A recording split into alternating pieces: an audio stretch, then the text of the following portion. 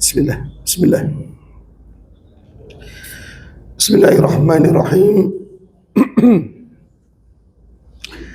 Bapak-bapak, ibu-ibu, saudara sekalian jamaah salat zuhur yang dimuliakan Allah, mari kembali kita awali ta'lim kita pada kesempatan zuhur hari ini dengan sama-sama baca Ummul Quran surat Al-Fatihah. Kan di dalam surat Al-Fatihah ada ta'awuz, ada hamdalah, ada basmalah, dan berbagai macam keutamaan. Semoga Allah Subhanahu wa taala karuniakan pada kita semua yang hadir umur yang barokah, rezeki yang luas, keluarga yang sakinah, mawaddah warahmah. Di penghujung umur mudah-mudahan husnul khatimah. Kelak mudah-mudahan bisa berjumpa bersama baginda Nabi Muhammad sallallahu alaihi wasallam di surganya Allah. Al-Fatihah. A'udzubillahi minasyaitonir rajim. Bismillahirrahmanirrahim. Alhamdulillahirabbil alamin, arrahmanir rahim, maliki yaumiddin. Iyyaka na'budu wa iyyaka nasta'in. Ihdinas siratal mustaqim. Siratal ladzina an'amta 'alaihim ghairil maghdubi 'alaihim waladdallin. Amin. Assalamualaikum warahmatullahi wabarakatuh. Innal hamdalillahi wahdahu nahmaduhu wa nasta'inuhu wa nastaghfiruh wa na'udzu billahi min shururi anfusina wa min sayyiati a'malina. Man yahdihillahu fala mudilla lahu wa man yudlil fala hadiya lahu. Asyhadu an la ilaha illallah wahdahu la syarika lahu wa asyhadu anna Muhammadan 'abduhu wa rasuluh. Adda al-amanah wa ballagha ar-risalah wa nasaha al-ummah. Allahumma salli wa sallim wa barik ala sayyidina Muhammadin wa ala alihi wa sahbihi wa sallim ajma'in, amma ba'd. Fadallahu ta'ala fil kitabil karim. A'udzu billahi samil alim minasyaitonir rajim. Bismillahirrahmanirrahim. Wa qur rabbi adkhilni mudkhalas sidqi wa akhrijni mukhrajas sidqi waj'alni min ladunka sultanan nasira. Shadaqallahul azim.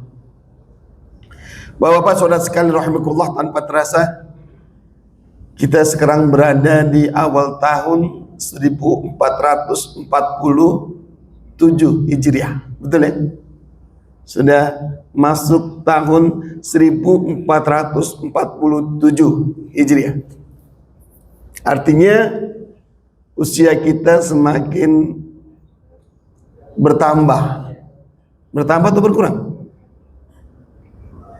Yang benar bertambah berkurang? Bertambah jumlahnya tapi kurang jatah hidupnya, ya, Masya Allah. Itu udah pasti. Semakin tua umur kita, semakin dekat dengan kematian. Begitu. Maka kita berharap mudah-mudahan semua yang hadir, yang mengikuti majelis ini, ya, kelak bisa jumpa kembali di taman surganya Allah bersama baginda Nabi Muhammad sallallahu alaihi wasallam. Amin Allahumma amin. Awal tahun Islam itu ditetapkan pada masa kepemimpinan yang kedua setelah Sayyidina Abu Bakar As-Siddiq radhiyallahu anhu. Ya.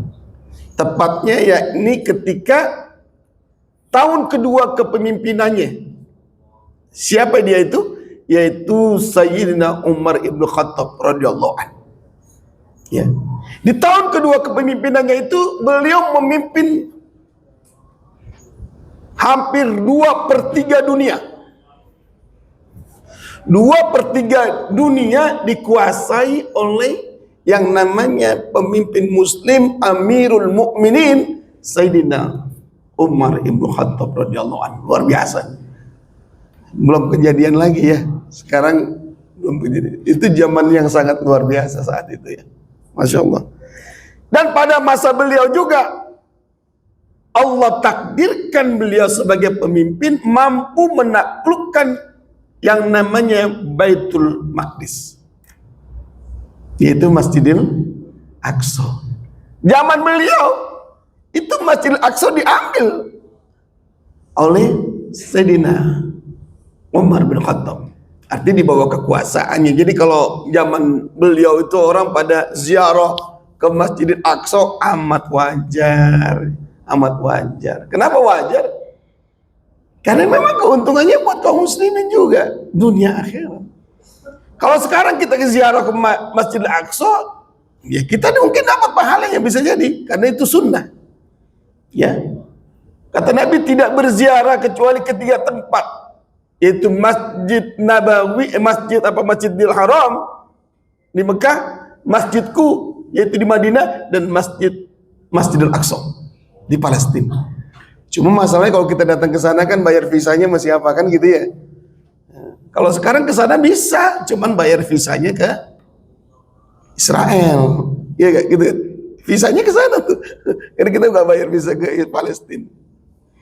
Dulu masa Sayyidina Umar bin Khattab, alhamdulillah di bawah kekuasaannya. Kurang lebih sekitar 80 tahun diambil lagi oleh Nasrani, terjadi perang salib, ya, masya Allah, dahsyat banget tuh. Ya.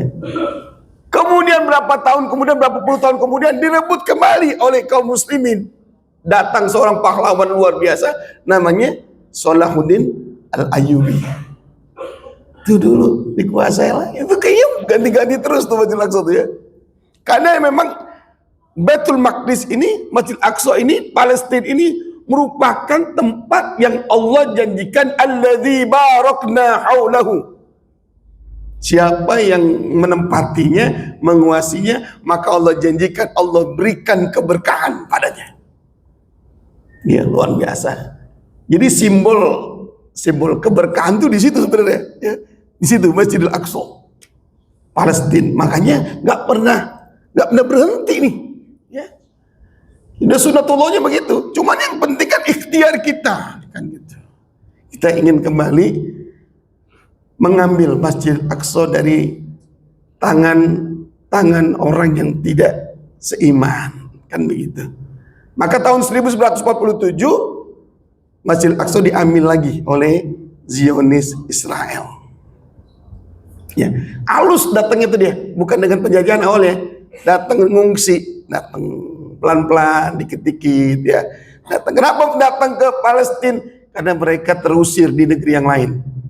Di Jerman diusir habis-habisan, dibunuh, ditangkap.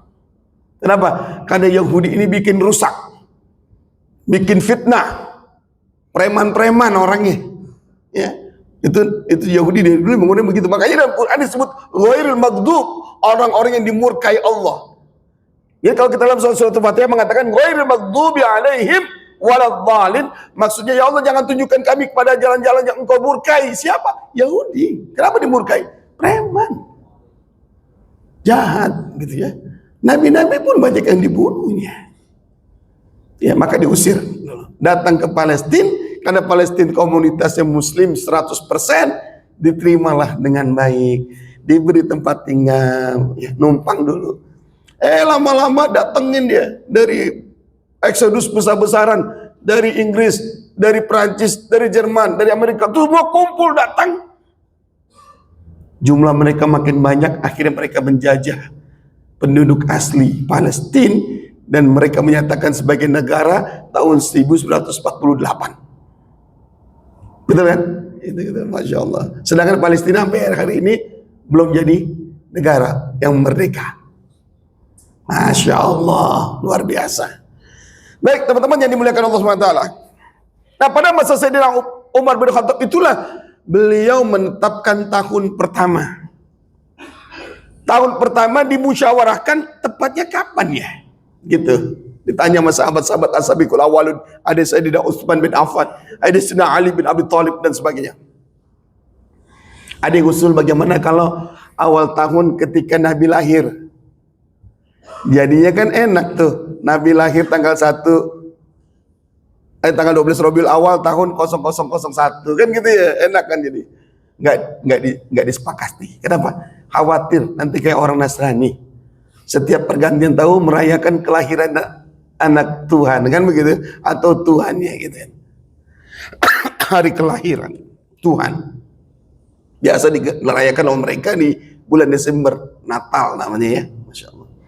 Ikhwati barakallah, ada yang mengusulkan bagaimana ketika Nabi menjadi Rasul di usia 40-nya? Enggak disetujui lagi. Bagaimana ketika Rasul ketika meninggal dunia? Apalagi itu, setiap pergantian tahun pasti kita akan sedih. Ya. Tapi ada usul seorang sahabat namanya Sayyidina Ali bin Abi Thalib. Bagaimana kalau tahun Islam itu diambil ketika Nabi hijrah ke kota Madinah? Gitu. Kenapa? Karena hijrah yang Nabi kota Madinah bersama para sahabat ini merupakan titik tolak kemenangan, titik tolak kesuksesan. Dengan hijrah itu Allah menjamin kemenangan fid dunya wal akhirah. Ini ayat yang kita baca. Teman-teman kelihatan ya? Di slide-nya surat At-Taubah ayat ke-20. Saya baca kemudian diikuti bareng-bareng. Boleh ya? A'udzu billahi minasyaitonir rajim. Silakan. Alladzina amanu wa hajaru wa jahadu fi sabilillahi bi amwalihim wa anfusihim.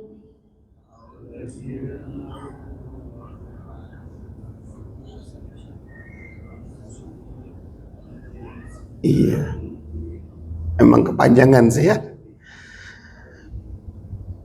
A'zamu darajatan indallah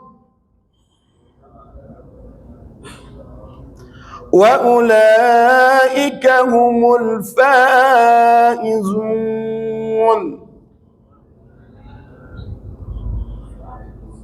Ya, begitu. Jadi dalam ayat ini Allah bilang wa ulaika humul faizun, dan merekalah orang-orang yang mendapatkan kemenangan. Kemenangan maksudnya apa? Dunia sukses, akhirat sukses, gitu ya. Kalau dalam pandangan Islam kemenangan itu sesungguhnya adalah surga. Mudah-mudahan semua yang hadir masuk surga nanti ya, insyaallah ya, insyaallah. Itu kenapa? Karena di ayat yang lain Allah bilang la yastawi ashabun nar wa ashabul jannah, ashabul jannati humul faizun. Tidak sama orang-orang yang dimasukkan ke dalam neraka dengan orang yang dimasukkan ke dalam surga. Orang yang masuk ke dalam surga itulah orang-orang yang beruntung, orang yang mendapat kemenangan. Dan sama-sama humul faizun, tapi Allah sebut ashabul jannati humul faizun. Orang-orang yang masuk surga itu adalah mereka yang mendapat kemenangan. Ternyata untuk mendapatkan kemenangan itu tidak mudah, begitu ya? Tidak mudah. Pakai hijrah, Nabi Muhammad pakai hijrah. Ya, kenapa? Karena pada saat itu Nabi Muhammad SAW sedang dizalimi. Negeri itu dikuasai oleh kafir Quraisy, musyrikin, penyembah berhala. Orang-orang yang mengikut agama Nabi Muhammad ditangkap, diteror, disiksa, bahkan dibunuh. Itu zamannya Nabi Muhammad kayak gitu. Masya Allah. Tapi Nabi diperintahkan Allah untuk berhijrah. Gitu. Kenapa? Siasat untuk mendapat kemenangan, kan gitu ya. Maka Allah cirikan orang-orang yang mendapat kemenangan itu pertama alladzina amanu, yaitu orang-orang yang beriman. Karena yang bisa hijrah adalah mereka yang beriman. Kalau nggak beriman, mereka nggak berani hijrah. Takut. Terutama di kalangan munafik ya, itu takut. Ya, ngapain? Jalan jauh-jauh dari kota Mekah ke Madinah. Ya Allah, emang jaraknya dekat? Enggak, kan gitu ya. Di rumah aja deh gitu. Ya gitu, ya. Nggak gampang. Jarak antara kota Mekah ke Madinah itu sekitar 480 kilometer. 480 kilometer. Ya Allah, dari Jakarta sampai mana Pak? Solo apa Semarang? Semarang, segitu loh nih, jalan kaki Nabi Muhammad. Ya Allah, kalau kita jalan kaki sejauh itu, kaki udah kayak gimana ya, pecah-pecah kali ya. Nabi Muhammad meninggalkannya. Luar biasa. Bukan berarti Allah tidak berikan kemenangan dengan singkat. Sesungguhnya kalau Allah nggak perintahkan hijrah, Allah mau menangkan Rasulullah di kota Mekah tanpa hijrah, bisa nggak? Bisa nggak? Bisa. Tinggal kun fayakun aja bagi Allah. Tapi Allah ajarkan kepada umat ini ada proses yang harus dilalui untuk meraih kemenangan. Pertama, mereka adalah orang-orang yang masuk kategori iman. Kenapa iman? Karena orang Islam itu belum tentu beriman. Betul nggak? Betul nggak? Ya. Allah nggak bilang ya alladzina aslamu wa hajaru, nggak, tapi Allah bilang alladzina amanu. Dulu zaman Nabi ada orang Arab Badui datang menghadap Rasul, dia bilang qalatil a'rabu amanna, ya Rasul kami telah beriman. Nabi nggak bisa jawab, ya. Tapi Allah begitu cepat memberikan guidance kepada Nabi Muhammad dengan mengatakan qul, katakan ya Rasulullah, qul lam tu'minu walakin qulu aslamna, katakan kepadanya kamu belum beriman tapi kamu baru Islam. Jadi orang Islam belum tentu beriman. Setelah kamu beriman pasti Islam. Kalau orang kafir masuk orang beriman nggak? Tidak. Orang Islam aja belum tentu beriman, apalagi orang-orang kafir. Begitu dong logikanya. Masa ada orang zaman sekarang, tokoh agama, yang mengatakan innamal mu'minuna ikhwah. Kalimatnya ukhuwah imaniyah, bukan ukhuwah islamiyah. Artinya apa? Orang-orang kafir juga sama, mereka beriman, saudara kita lah. Bisa begitu pahamnya. Astagfirullahaladzim, saya bilang kok bisa begitu? Orang Islam juga bentuk beriman, apalagi orang kafir. Yang dijelaskan Allah, siapa mereka orang kafir? Alladzina kafaru, innal ladzina kafaru min ahlil kitab wal musyrikina fi nari jahannama khalidina fiha. Sesungguhnya orang-orang kafir itu siapa? Min ahlil kitab, yaitu mereka mendapatkan kitab Taurat, Zabur, Injil, orang Yahudi dan orang Nasrani. Dan siapa lagi? Wal musyrikin, orang-orang musyrik yang menyembah selain Allah. Fi nari jahannam, mereka masuk dalam neraka jahannam khalidina fiha, kekal di dalamnya. Bagaimana mungkin dikatakan mereka beriman? Nah, ya, harus paham kita sama-sama teman-teman. Satu, yang kedua, wahajaru, orang yang berhijrah. Nah, inilah hijrah, saudara sekalian. Maka Nabi Muhammad hijrah ke kota Madinah. Waduh, luar biasa. Penuh dengan perjuangan, penuh dengan berbagai macam siasat, penuh dengan berbagai macam upaya supaya sampai ke Madinah dengan selamat. Saudara sekalian rahimakumullah. Maka orang-orang hijrah, baik mereka yang meninggal di perjalanan, jauh kan jaraknya, atau yang sampai ke Madinah dengan selamat, semua mendapatkan jaminan surganya Allah. Gitu ya. Lalu kemudian tahun 11 setelah hijrahnya Nabi Muhammad SAW, Nabi mendapatkan kemenangan, balik ke kota Mekah setelah 11 tahun menaklukkan kota Mekah. Masya Allah, indah banget ya. Ya, indahnya apa? Karena pada saat Rasulullah datang ke Mekah, menaklukkan kota Mekah, hampir seluruh penduduk Mekah masuk Islam. Bukan hampir, seluruhnya. Turun surat terakhir. Surat terakhir. Satu surat terakhir turun ketika Nabi menaklukkan kota Mekah. Surat apa namanya? Surat apa yang terakhir turun? Surat yang terakhir turun. Surat? Hah? Surat apa? Apa? Lupa ingat ya, lupa ingat ya. Ya, kalau ada ayat yang terakhir. Kalau ayat yang terakhir turun, al-yawma akmaltu lakum dinakum wa atmamtu alaikum nikmati wa raditu lakumul islama dina. Itu ayat yang terakhir turun. Tapi kalau surat yang terakhir turun di kota Mekah, disebutnya surat Makkiyah, itu adalah surat An-Nasr. Surat apa, Pak? An-Nasr. Hafal semua, saya yakin. Kita baca sama-sama ya. Saya baca kemudian ikuti. A'udzubillahi minasyaitonir rajim. Silakan. Bismillahirrahmanirrahim. Idza jaa nasrullahi wal fath wa ra'aitan nasa yadkhuluna fi dinillahi afwaja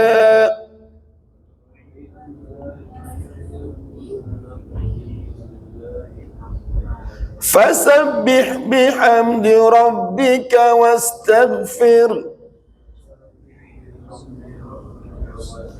Innahu kana tawwaba. Alhamdulillah. Ini surat yang alhamdulillah saya baca setiap hari. Jadi wirid pagi sore saya baca. Kenapa? Karena Nabi baca ternyata. Ini dibaca Nabi setiap pagi dan sore menjadi wirid supaya kita ingat. Ingat akan kemenangan. Allah bilang, "Idza jaa nasrullahi wal fath." Dan apabila Allah berikan pertolongan, idza jaa nasrullah, apabila datang kepadamu pertolongan Allah.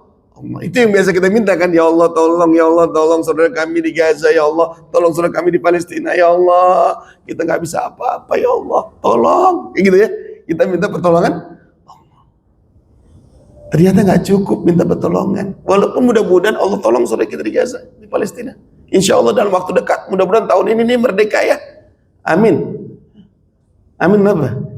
Amin ya Allah. Mudah-mudahan Palestina tahun ini merdeka oleh Allah Subhanahu wa taala. Bisa menjadi negara yang seperti di Indonesia, merdeka dengan tanpa syarat insyaallah ya. Baik, saudara sekalian Allah. Dan apabila datang kepadamu datang kepadamu pertolongan Allah, idza ja'a nasrullah wal fath. Yang kedua, kemenangan. Jadi dua, Pak. Pertolongan Allah perlu, tapi kemenangan juga perlu. Ada upaya untuk menang. Ya, jadi kita nggak bisa tuh diem aja gitu. Harus upaya untuk meraih kemenangan. Baru apa kata Allah? Wa ra'aitan nasa yadkhuluna fi dinillahi. Orang-orang berbondong-bondong masuk agama Islam. Masya Allah. Termasuk siapa? Penjahat zaman itu adalah Abu Sofyan. Abu Sofyan itu sekeluarga masuk Islam, teman-teman. Luar biasa. Abu Sofyan tuh kan, ya Allah, premannya zaman itu, pejabat tinggi saat itu di Mekah.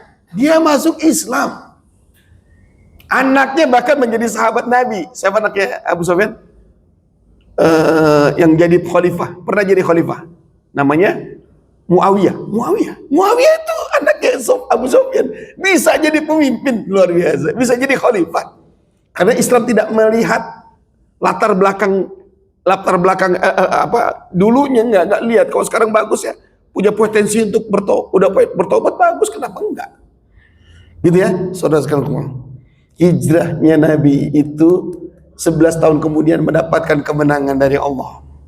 Sehingga jangan jadi dalil lagi buat saudara kita di Gaza, di Palestina, karena ada ustadz mana itu yang bilang begitu, namanya kalau sebutin dia, saya agak gemes juga ngomongin dia. Dia bilang apa? Orang Gaza, orang Palestina itu cuma satu solusinya, hijrah. Maksudnya baik orang-orang hijrah, orang-orang Palestina itu, orang-orang Gaza itu mestinya tinggalkan kota Palestina, tinggalkan kota Gaza, hijrah saja, tinggalin, selamat deh kalau begitu. Betul nggak tuh? Betul nggak kalau begitu? Dahsyat bener. Kok bisa kayak gitu prinsipnya? Astagfirullahaladzim. Nggak gitu. Kenapa? Karena hijrah yang model begitu, pergi dari peperangan, pergi dari kezaliman, pergi dari negara kita yang dijajah, udah di closing sama Nabi. Ini closingnya nih, hadis diriwayatkan oleh Bukhari, hadis kan 2783. Ya, dari siapa ini? Dari Ibnu Abbas. Ibnu Abbas ini sahabat Nabi. Sahabat Nabi sekaligus sepupunya Nabi. Beliau anaknya Abbas, Sayyidina Abbas. Abbas itu pamannya Nabi Muhammad. Ya. Paman Nabi Muhammad yang memandikan jenazahnya Nabi Muhammad SAW ketika Rasul meninggal. Ya. Dari Ibnu Abbas radhiyallahu anhuma, beliau berkata, qala Rasulullah sallallahu alaihi wasallam, la hijrata ba'dal fath. Tidak ada lagi hijrah setelah penaklukan kota Mekah, yaitu tahun 11 Hijriah. Enggak ada lagi hijrah dalam arti kabur dari peperangan, kabur dari mempertahankan tanah air. Makanya Indonesia ikutnya ini.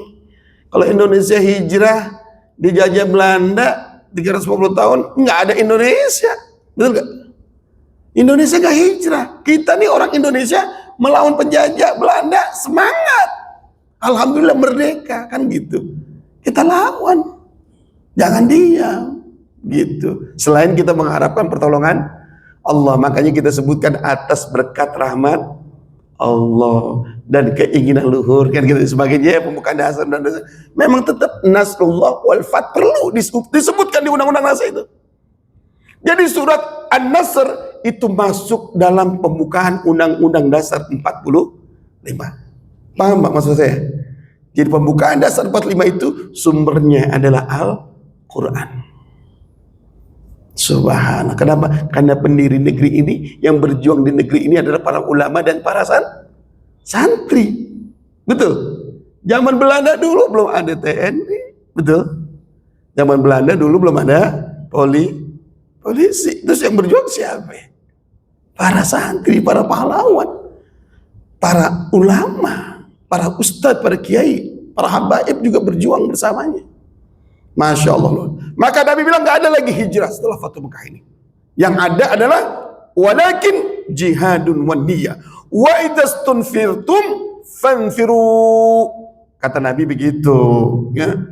Akan tetapi yang tetap ada adalah jihad, berjuang dan niat, ya, untuk mendapat kemenangan. Maka jika kalian diperintahkan berangkat untuk berperang, maka berangkatlah kalian, jangan mundur ke belakang, apalagi kabur. Nggak ada lawan, begitu ya teman-teman rahimakumullah. Baik, tema kita sebenarnya ini, ya, saya lewatin satu slide ya. Semangatnya hijrah Nabi Muhammad. Nabi punya semangat apa hijrah hingga mendapatkan kemenangan?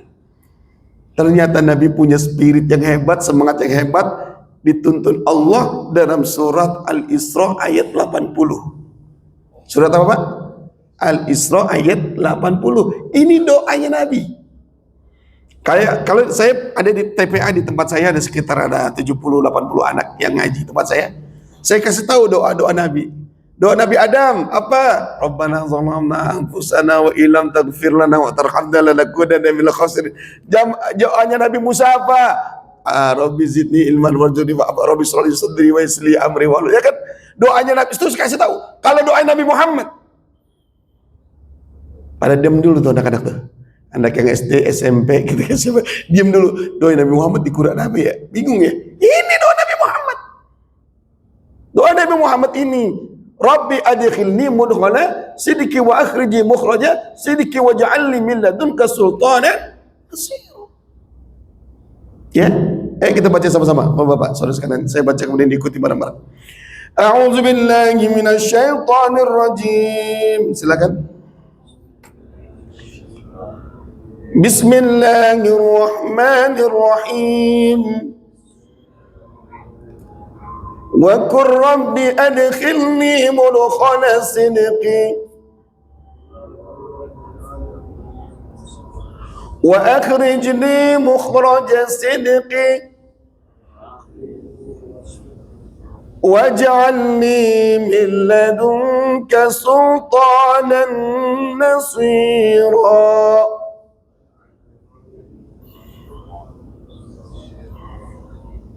Ya, Bapak saudara kalian, inilah tema kita sesungguhnya. Kenapa kita di awal tahun Hijriah ini kita bahas tentang hijrah? Karena tahun Islam itu diambil dari hijrahnya Nabi, supaya kita paham setiap pergantian tahun bagaimana hijrahnya Nabi Muhammad. Keistimewaan tahun Hijriah ini karena mengambil dari peristiwa hijrahnya baginda Nabi Muhammad SAW. Dengan susah payah Nabi Muhammad hijrah. Beda dengan Sayyidina Umar. Iya Kak? Kalau Sayyidina Umar mau hijrah, nggak kayak Nabi Muhammad, nyumpet-nyumpet, ya, nyumpet sini, di Gua Sur 3 hari 3 malam. Ya lewat sini puter-puter ya, biar supaya nggak ada yang nguntit gitu kan. Kalau Sayyidina Umar hijrahnya terang-terangan dia mah. Apa kata Sayyidina Umar? Wahai penduduk Quraisy, gitu kan. Wahai orang-orang kafir Quraisy, Umar nih besok mau hijrah. Gitu ya. Barang siapa yang ingin istrinya mau jadi janda atau anak-anak yang mau jadi yatim, tunggu di depan. Gitu. Dahsyat banget. Itu Umar. Makanya zaman Umar tuh hebatnya luar biasa. Islam tuh sampai 2/3 dunia. Hijrah aja kakek sembunyi-sembunyi kan Nabi. Kalau Sayyidina Umar sampai diumumin, saya mau hijrah nih. Kalau kalian mau jadi istri-istri kalian jadi janda atau anak-anak kalian menjadi apa yatim, ayo hadapin Umar ya. Gitu. Luar biasa. Itu keren ya Umar ya, masya Allah. Baik, kita bahas. Masya Allah, waktu itu tinggal dikit lagi. Masya Allah. Jadi yang pertama yang Allah minta kepada Nabi Muhammad berdoa. Apa doanya? Rabbi adkhilni mudkhala sidqi. Ya Allah, masukkanlah aku dengan masuk yang baik. Maksudnya apa? Maksudnya kalau dalam masa sekarang nih, ya kita mau masuk tahun baru, mudah-mudahan tahun ini lebih baik. Gitu. Wa akhrijni mukhraja sidqi. Mudah-mudahan tahun yang udah kita lewatin semuanya baik, nggak ada masalah, nggak punya utang lah, mudah-mudahan nggak punya utang, nggak punya masalah ya, masya Allah. Cuman kalau zaman Nabi Muhammad, ketika beliau mau bilang sama Allah, ya Allah masukkan aku ke kota Madinah dengan masuk baik, maksudnya supaya penduduk Madinah menerima kedatangan Nabi Muhammad. Terbukti ketika Nabi Muhammad datang ke Madinah, disambut apa disambit?